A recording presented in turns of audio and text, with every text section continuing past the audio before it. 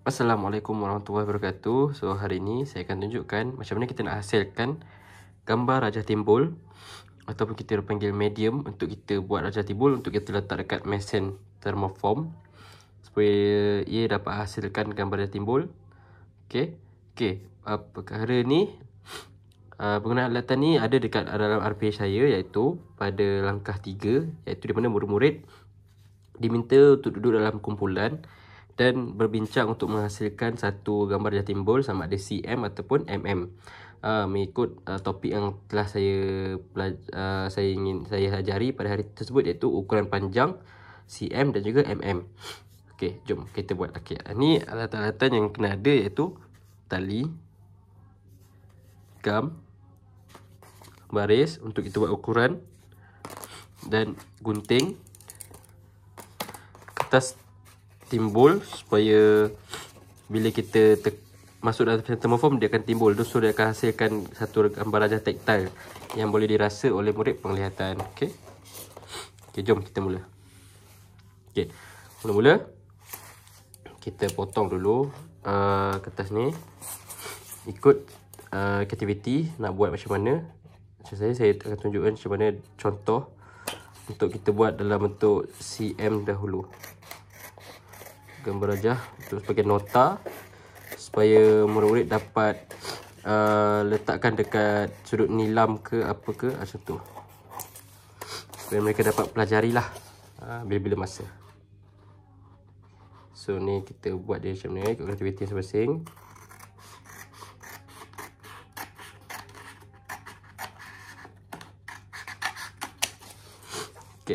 Okey, seterusnya kita ambil gam.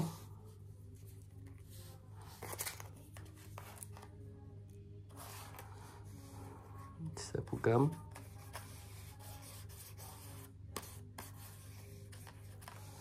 Kemudian kita tampal.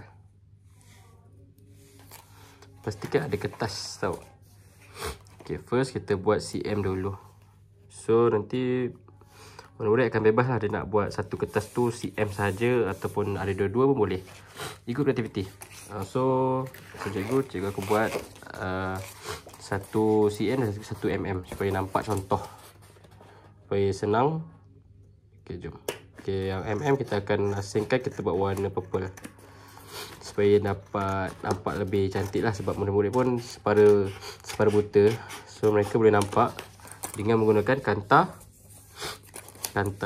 spek mata yang telah diubah sesuai ikut spesifisi mata mereka. Okay, kita gam. So apa, ada satu panjang satu pendek supaya nampak perbezaan lah kat sini. Supaya kita dapat tahu mana satu cm dan juga mana satu mm. Okay.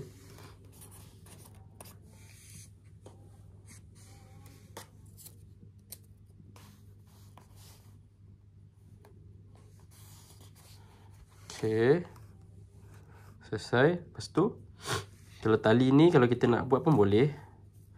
Tali ni kira macam penambahan je, bagi nampak kreatif, supaya kita dapat tahu perbezaan mana satu kawasan tengah, untuk menentukan tengah kertas, supaya murid tak adalah tercari-cari. So dia akan tahulah tengah kertas tu kat mana. So dia dapat tahu masa satu belah atas, masa satu belah bawah. Macam tu.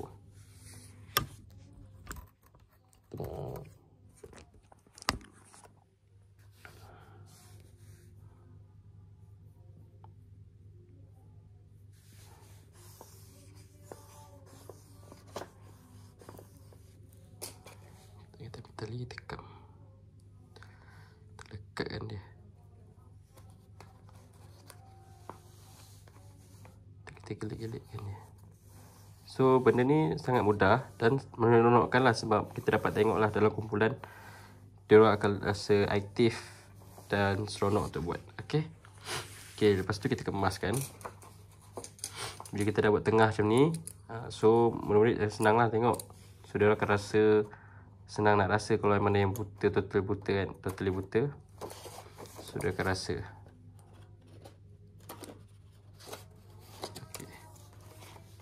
Okay. Lepas tu kemudian akhir sekali kita akan ambilkan satu kita akan kelaskan, iaitu menggunakan kertas braille Iaitu kita akan braille kat kertas tu. So kita akan potong, kemudian kita akan tampal. Contoh tu. So kita akan ambil contoh ni, katanya ada dot braille. So kita akan tampal. Tampal lah ikut ukuran dia. Ikut ukuran dia.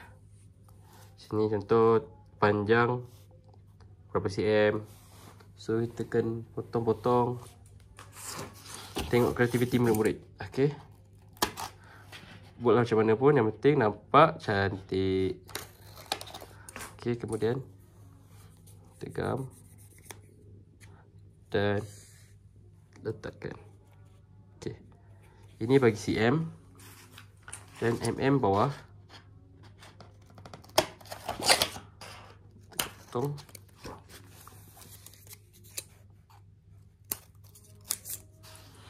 So kita akan tampal.